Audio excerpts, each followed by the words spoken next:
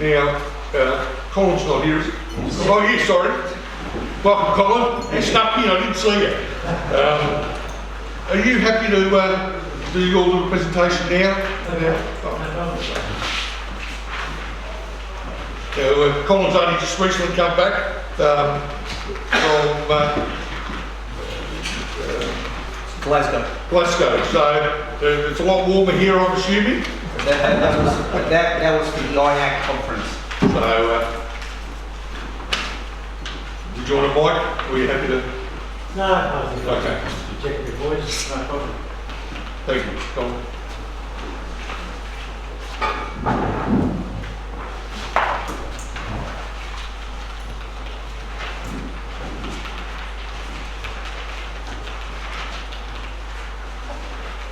Sorry, brothers, walk in the door, straight up the front. Trying to get me note to. Yes, I just come back from IACK, which was the Glasgow, which was the IACK meeting. I don't know whether anyone's taking notes for Crusader, but perhaps I'd rather not see some of the things I've got to say in print, to be perfectly honest. Simply because I need to be honest with you, brothers, and I feel I'm amongst friends. And I thought I'd give you a story of how it is and all that sort of thing. And I can certainly say I enjoyed my time as the President of IACK and as the Deputy President. It's certainly been a rewarding experience overall. What's more, it gave me an insight into all the nights around the world. And the thing that strikes me most about the nights around the world is that the problems that we have here in Australia, whether it's your euthanasia, whether it's your abortions, whether it's your practicing your faith, the attacks on the church, they're typical to every country, no matter where it is, whether that's in the United States, whether that's in Europe, whether that's in Africa, and they all have the same issues. There's no doubt about that. In other words, we're all Christians together and we're all got the same issues. The problems are the same. And it gave me an insight as well as to generally around the world. The Secretary General of IACK has to go to Rome 2 or 3 times a year. And what he gets from Cardinal Farrell is a briefing of what's happening in the church and what's happening in various places around the world. As President, it's been a lot of hard work, IACK, I have to admit that. I probably worked on IACK things for 3 or 4 hours every night. And as I've said before, one of the things the Africans don't seem to realise is that there's different time zones around the world. They seem to think that their time is our time, it's the same everywhere. So I must admit I frequently had to get up at 3 o'clock in the morning, 4 o'clock in the morning and answer the phone. And no matter how many times I said to them, it's the middle of the night here, what about ringing a few hours later? No, it didn't seem to work. I have to admit though, as the President of IACK, I feel that I was very, very lucky. I was installed in Washington in the presence of the Cardinal Archbishop of Washington and in the presence of the Nuncio of the United States. And I say I was very lucky there because when you think about it, I don't know that John Starnes is here today, but he was installed in Nigeria, and the other Australian, David Huppets from South Australia, was installed in Gambia. So I think I was very lucky to be installed in Washington. Being installed in Washington, I got to know a lot of the Knights of Columbus. And as you know, the Knights of Columbus have millions of members.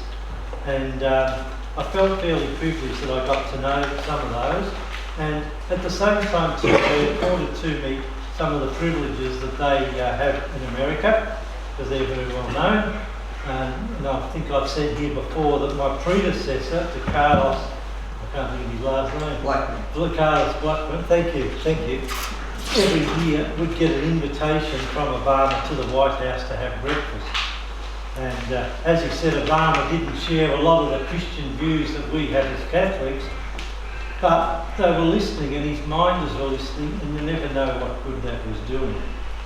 So when I was there, I have to admit they had a senator come and take me up to the Capitol building, and I had a tour of the Capitol building where visitors don't normally go. So I consider myself, as I said, very lucky to be installed in Washington.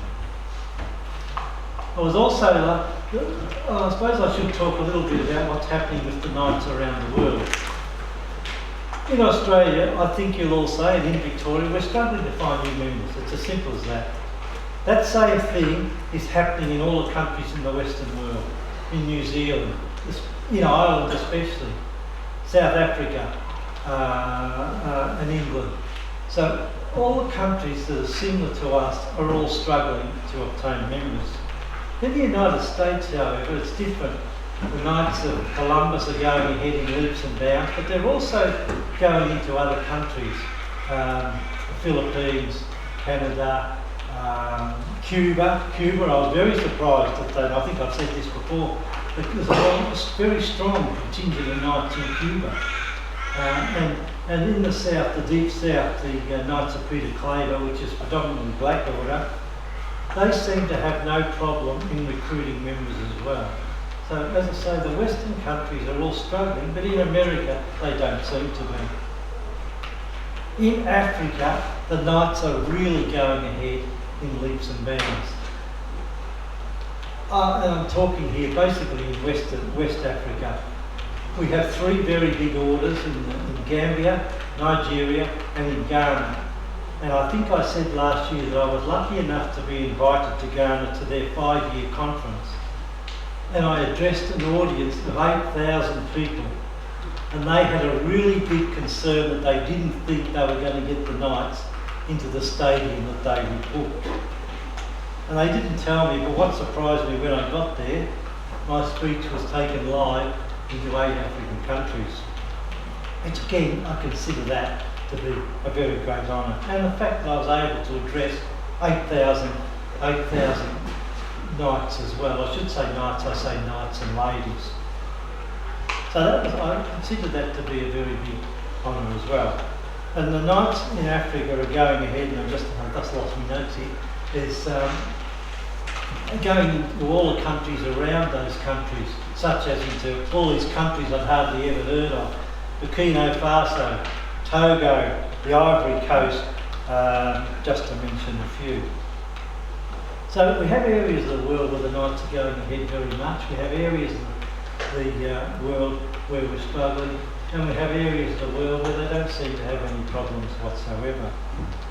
As far as IACK goes, when I was the Deputy President of IACK, and the Deputy President is like the President of the United States, you've got no rights at all. You're just a figurehead. So your job mainly, when I asked what it was, John Starman says, if you're the Deputy President, what you do is you pray for the President that he's okay.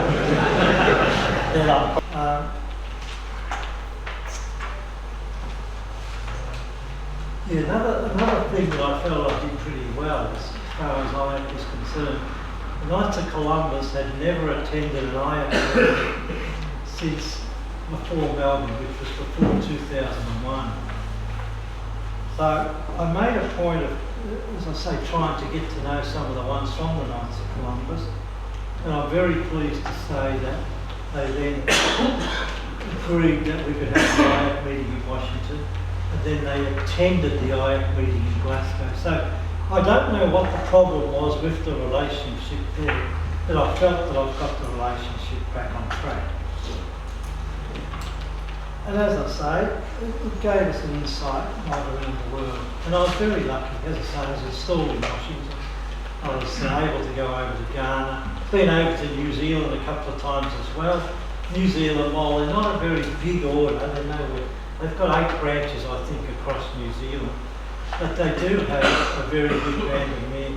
They do have a very good succession order. They know who their incoming Supreme Knight's going to be a couple ahead, and there's not many orders that are in a position that they are able to do that. So in conclusion, I enjoyed my 2 years as the President of IACK. I enjoyed my 2 years as the Deputy President of IACK. It was certainly a lot of hard work, but it gave me the benefits of getting to know the Knights around the world and I have to admit, I love getting to know the Knights, not only around Australia, around Victoria, but around the world as well. So in conclusion, as the President of IACK, I felt the things I did were, and had never been happened before. I changed the President, I changed the Deputy President, I changed the Secretary General, I changed the Treasurer, I got the finances back in order, and one other thing I did which I hadn't mentioned, and that was I moved the IACK office from Dublin to Glasgow. And so I felt that I had done a few things as President which people hadn't done before. And that's it, Buzz, unless you have any questions.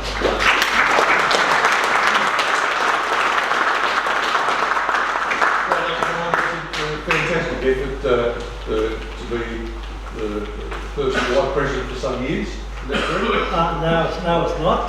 Totally incorrect. I'll elaborate on that a little bit. If you're talking about over the last 10 years, you've actually had 3 Australian presidents. And that's unheard of. There's no doubt about that. You had John Starmans, you had David Huppers, and then you had myself. In between that, no, we did have, De Carlos was the last one, which was the president from the Knights of Peter Clare in South America. And before that, you had a South African. But something that I felt was that we should do, it was, in view of the way that West Africa was going ahead, they should have someone either as the Vice President or the President. And I sort of, when the votes came out, you wouldn't believe what happened. The votes were even and I had the casting vote. So I decided, with my casting vote, I decided that it should have been someone from West Africa. And there was 2 nominations from West Africa. Well, you reckon I didn't get criticism because I nominated one of those people. But the bottom line was, we're Christians, and I felt they weren't being Christian anyway. And I also felt that it was time that one of the Africans, in view of their support of Africa, that they should move into that position as well. So with my casting vote, I nominated one of the Africans. So I would expect that the man from Ghana, Brother Ernest, he's the Deputy President now, and I expect that he will be elected President in 2 years' time. They're correct to that. Well done, Colin. Thank you.